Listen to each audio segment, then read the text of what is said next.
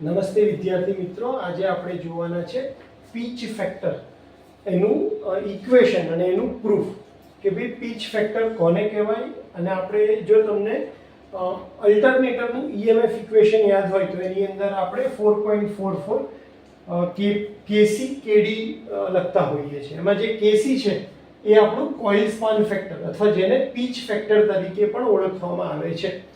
Pitch factor KP અથવા તો coil span factor કેસી અથવા તો ચોર્ડિંગ ફેક્ટર જો તમને પૂછાય તો ત્રણે ત્રણ માટે આન્સર એક જ આવે છે. જનરલી ડેરિવેશન પૂછાય છે કે derive equation for pitch factor અથવા તો derive equation for coil span factor અથવા તો derive equation for chording factor.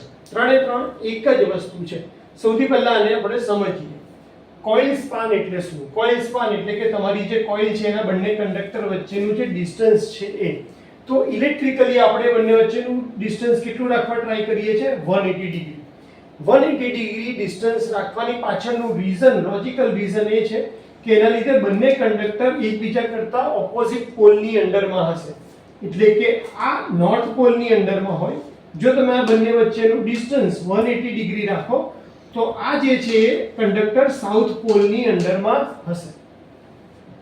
આના લીધે ફાયદો શું થશે? તો સૌથી પહેલા તો આપણું જે કંડક્ટર છે એની અંદર જે EMF પ્રોડ્યુસ થાય એના બે પેરામીટર હોય. એક હોય એનું મેગ્નીટ્યુડ અને બીજું હોય એનો ફેઝ, કઈ ડાયરેક્શનમાં છે એ. તો બંને કંડક્ટર સેમ મેગ્નેટિક ફિલ્ડને કટ કરે છે એટલે બંનેની અંદર બંનેમાં જે વેલ્યુ આવશે, જે મેગ્નીટ્યુડ આવશે તો કેવી આવશે? સરખી જ આવશે.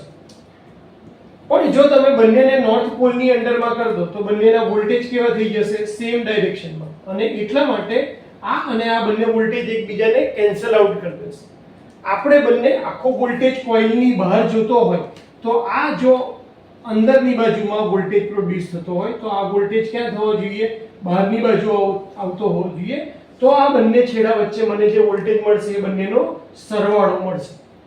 તો આની અંદર પણ મેગ્નીટ્યુડ તો સેમ જ થવાનું છે, પણ આ નોર્થ પોલમાં હોય અને સાઉથ પોલમાં હશે તો શું થશે? બંનેનો જે ફેઝ છે એ 180 ડિગ્રી વાળો જ રહેશે અને એના લીધે બંને વોલ્ટેજનો શું થઈ જશે? સરવાળો થઈને આપણને મળશે. એટલા માટે આપણે હંમેશા એવું ટ્રાય કરીએ છીએ કે તમારા જે બે કોઇલ હોય એની વચ્ચે ડિસ્ટન્સ કેટલું હોય છે? કોઇલ સ્પાન કેટલો હોય? તો કે 180 ડિગ્રી ઇલેક્ટ્રિકલ, એક પોલ પીચ જેટલો. કોઇલ સ્પાન અને કોઇલ સ્પાન ઇક્વલ ટુ આપણે પોલ પીચ બનાવીએ ત્યારે આપણને જે વોલ્ટેજ મળે છે એ બંને વોલ્ટેજનો પરફેક્ટ સરવાળો થઈને મળે છે. અને એટલા માટે અહીંયા જે વોલ્ટેજ પ્રોડ્યુસ થાય એનો ટોટલ ડબલ વોલ્ટેજ આપણને ક્યાં મળે છે? 12.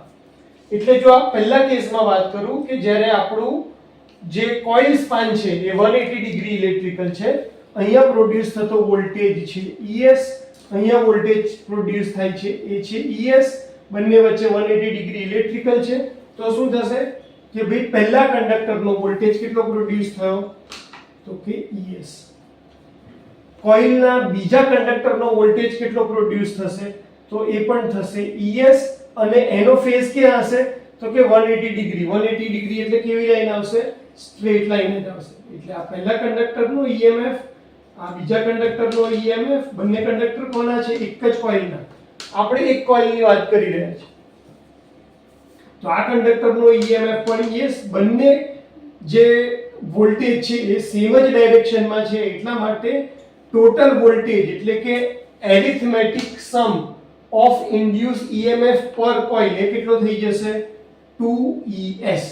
એની જે કોઇલ સ્પાન ફેક્ટર છે એની ડેફિનેશન શું છે કે vector sum of induced EMF per coil divided by arithmetic sum induced EMF per coil. આપણે પહેલા શું શોધ્યું? એરિથમેટિક સમ શોધ્યો. કઈ રીતે શોધ્યો? તો આપણે એવું ધાર્યું છે કે આપણે કોઇલ કેવી લીધી છે? ફૂલ પીચ એટલે 180 ડિગ્રી ઇલેક્ટ્રિકલ છે બંને કોઇલ એકબીજાથી, અને એટલા માટે બંનેનો ડાયરેક્ટ શું થઈ જાય છે? સરવાળો થઈ જાય છે. હવે આપણે બીજો કેસ કન્સિડર કરીએ કે જ્યાં આપણે શું કરીએ છીએ? શોર્ટ પીચ કોઇલ યુઝ કરીએ છીએ. શોર્ટ પીચ એટલે શું? કે પોલ પીચ કરતા થોડીક ઓછું ડિસ્ટન્સ. એટલે કે જો તમારું ફૂલ પીચ 1 અને 4 વચ્ચેનો સ્લોટ હોય એટલે કે પહેલો કંડક્ટર પહેલા સ્લોટમાં અને બીજો કંડક્ટર ચોથા સ્લોટમાં, આ કરવાથી તમને 180 ડિગ્રી ઇલેક્ટ્રિકલ મળતું હોય તો શોર્ટ પીચની અંદર આપણે એક અથવા બે સ્લોટથી એ કોઇલને શોર્ટ કરી દઈએ છીએ. એટલે હવે 4 ની જગ્યાએ મેં ક્યાં રાખ્યું છે? 3 ઉપર રાખ્યું. એટલે આનાથી મેં શું કર્યું? કોઇલને શોર્ટ પીચ કરી.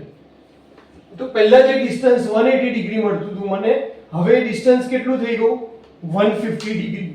એનો મતલબ મેં કેટલા ડિગ્રી એંગલથી કોઇલને શોર્ટ કરી? તો કે આલ્ફા ડિગ્રીથી આપણે એને શોર્ટ કરી.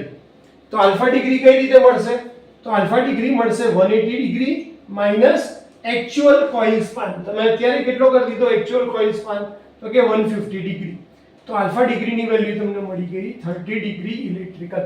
એનાથી તમે કોઇલને શું કર્યું છે? શોર્ટ કર્યું છે. આ કરવાને લીધે તમને ખોટ શું જશે? કે હવે 180 ડિગ્રી એક્ઝેક્ટ નથી. એટલે જો પહેલા કોઇલનો વોલ્ટેજ અહીંયા હું એને કહું ES, તો હવે આ 180 કરતા ઓછા ડિગ્રી ઉપર છે. એટલે અહીંયાથી એ 180 ડિગ્રી જવાની જગ્યાએ ક્યાં આવશે?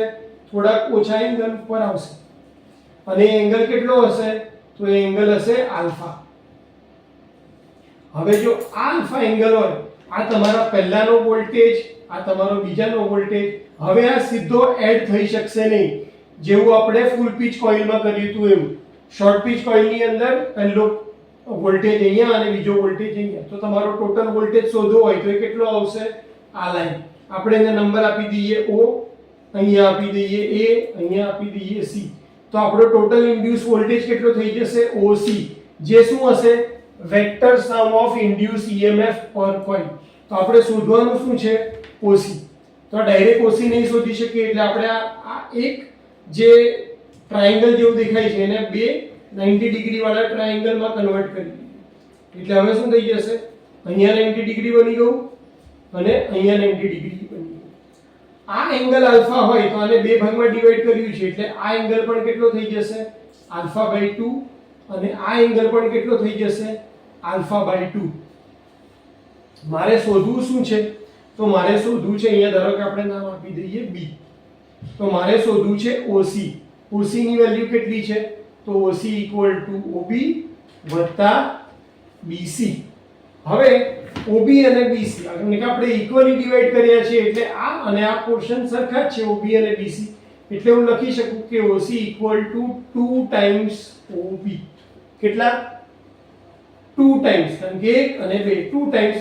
હવે મને જો ખાલી OB ની વેલ્યુ ખબર પડી જાય તો મારું કામ થઈ. OB ની વેલ્યુ શું આવશે? તો કે આ વેલ્યુ મારે શોધવી છે કે આ પાસેની બાજુ થશે, આ તમારો કર્ણ થશે, આ સામેની બાજુ થશે. એટલે પાસેની બાજુ શોધવું હોય તો શું હતું? cos alpha by 2 equal to તો કે અહીંયા OB અને આ તમારો કર્ણની વેલ્યુ શું છે? ES. એટલે તમારા OB ની વેલ્યુ કેટલી થશે? OB equal to ES into cos alpha by 2. આપણે શોધવું છે OC વેક્ટર સમ. તો OC equal to શું થશે? 2